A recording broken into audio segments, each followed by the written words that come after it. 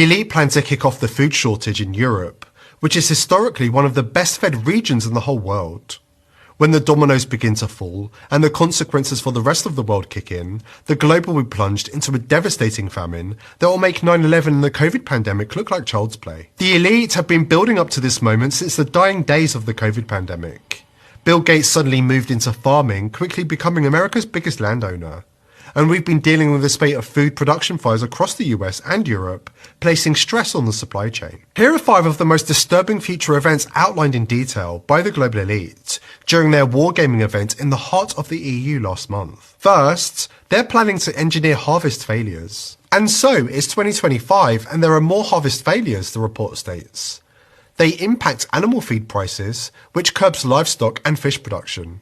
Some ships carrying crops turn away from Europe to cater to higher bidders elsewhere. Anyone who's been listening to the protesting European farmers will understand that the upcoming famine is being engineered by the elites as we speak.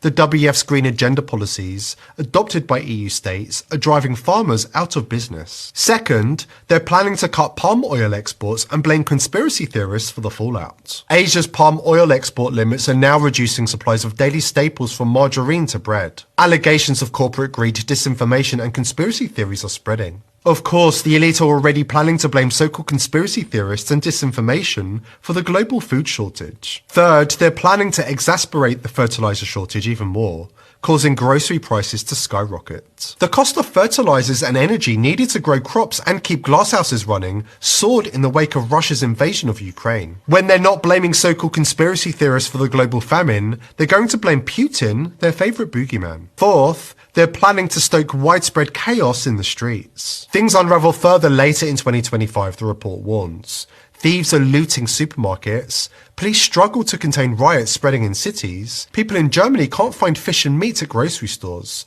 livestock farmers are going bankrupt. The global elite have earmarked 2025 for full societal breakdown, as common people starve to death and lash out at those who've subjected them to living in open-air prisons. Fifth, they are preparing to deal with widespread anger directed at the elites. Meanwhile, the public's focus shifts to profiteering by commodity traders. Small farms fall like dominoes, while attacks on immigrants begin to become more widespread. Is the EU a sinking ship? Someone asks in the video. I don't know how it will play out in November, but what we know is that we will end up with many more unemployed, and particularly also people in the grey economy, which are not counted for, who lose their jobs. So we will see definitively a lot of anger already now, but probably increased by the end of the year, because this crisis will be with us until we really have found a remedy. So we have to prepare for a more angry world, and how to prepare, it means to take the necessary action. According to Schwab, the appropriate action involves depopulating the vast majority of the world.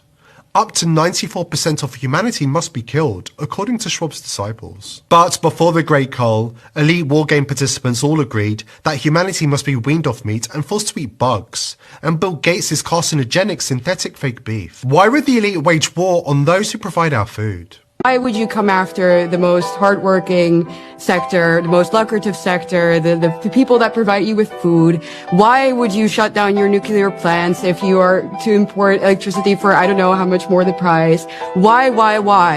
And I think it was Carl Jung actually who said, if you can't understand someone's actions, you have to look at the consequences and infer the motive. If the consequences of their policies are that we become poorer, if we become poorer, we become more dependent on them. We basically essentially would starve if this is put through, and we don't have the financial means anymore to import our food.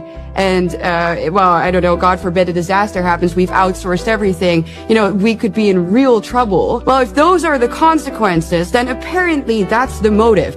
These people are, the net zero scam, and I would really call it a scam, is something it's a criminal scam. Yes, it's well, a criminal actually, scam. yeah, it's yeah. not just a scam. scam. It is criminal, and I think that it is of the worst type of injustice if a government and the people who are supposed to represent us, talking about democracy, liberal democracy and all, if those people turn their backs on their own population, and not just turn their backs, but actively, again, go against their interests and allow them essentially, if things go wrong, to become poor and to starve. I see true evil behind these acts. I don't just see incompetence anymore. More and more people are waking up and seeing the global elite for what they've always been: deranged psychopaths intent on destruction and domination. Here at the People's Voice, we are determined to continue exposing the crimes of the elite, but we need your help. Subscribe to the channel, tell your